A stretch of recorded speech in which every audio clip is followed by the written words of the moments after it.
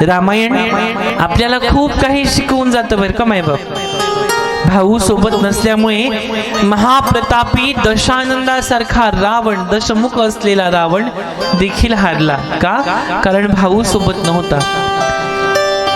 आणि वनवासामध्ये एक भाऊ सोबत होता. सोबत असताना प्रभू श्रीरामांना विजय मिळाला.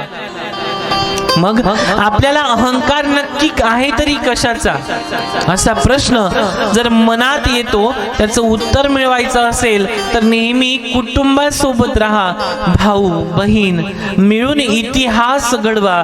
कुटुंब कधीही विभाग जाणार नाही असा प्रयत्न करा. हे रामायण, हे श्रीमद भागवत शिकवतं.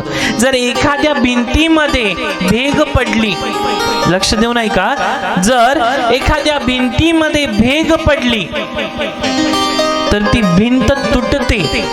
पण जर एखाद्या रक्ताच्या नात्यामध्ये भेग पडली तर तिथे गर्वाची आणि अहंकाराची भिंत उभी राहते. याच्यापेक्षा जास्त शोकांतिका कुठेच नाही मायबाप.